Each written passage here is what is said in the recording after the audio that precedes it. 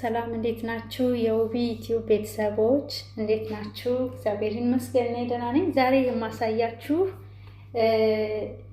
ዲያይ መሽዊን የዶሮ አሰራር ዶሮ ጥብስ ነው። ስጋው እንደዚህ እናደርግና ዶሮውን እንትን እንላለን።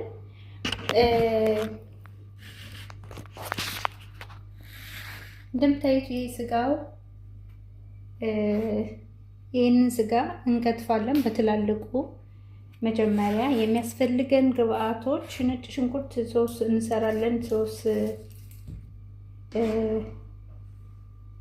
እና ወዶቼ ይሄው ዶሮውን እንደዚህ አድርገን ወዶቼ ይሄው አሁን እንዳለ ቅመምን 74 አድርጌያለሁ። ኩርኩም፣ ቱም፣ ፍልፍል አስዋት፣ ኩዝበራ እና ፓፕሪካ የሚያቃጥል በርበሬ፣ ከዛ ላይሞን እና ኦሬንጅ ያለውን ይሄንን አረገዋለሁ። ኦርጋኒክ ይሄ አለ የተወሰነ። ይሄ አሪፍ ነው ለስጋ እንትን። ይሄ ከዚህ ትንሽ ታረጋላችሁ። ይበዛ ከዚህ ሶስ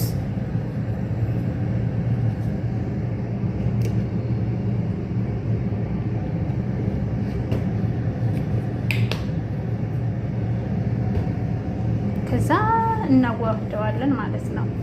ምልህ መጨረሻ ምልህ እናደርጋለን። የፈለጋችሁትን እናንተ ቤታችሁ ውስጥ ያለ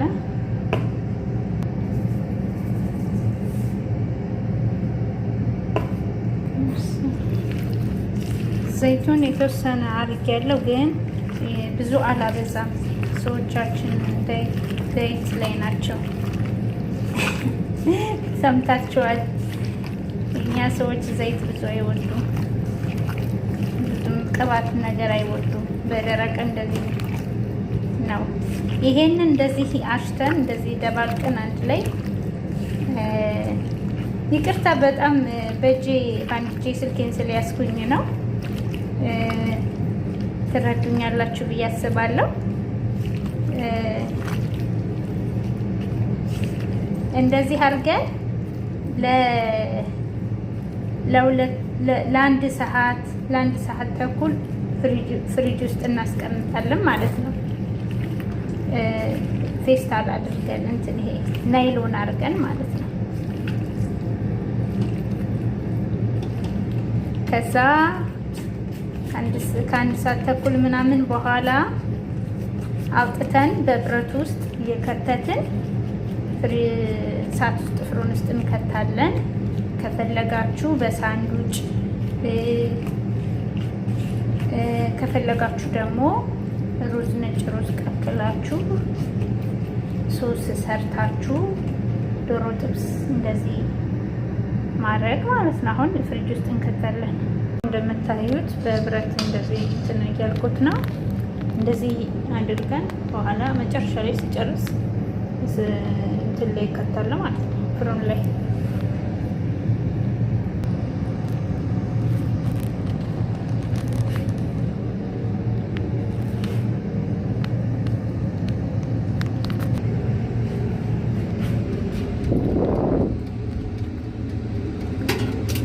እንደዚህ አድርገን እናበስላለን ማለት ነው።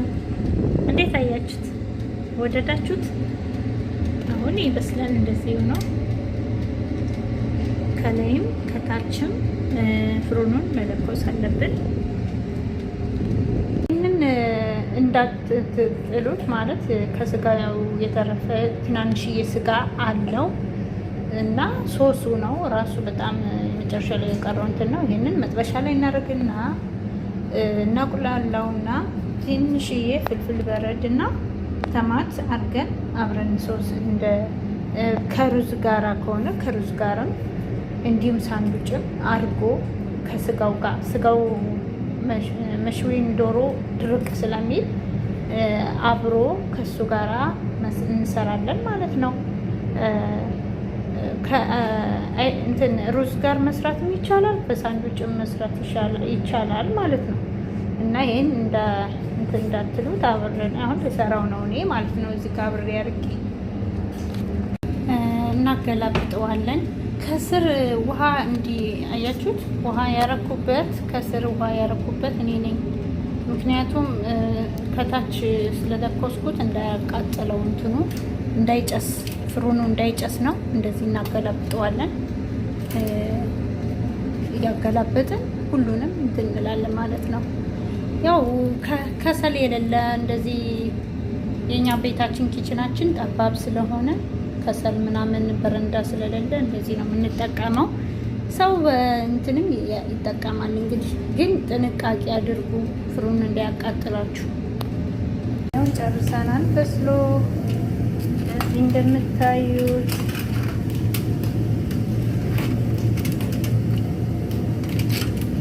አሁን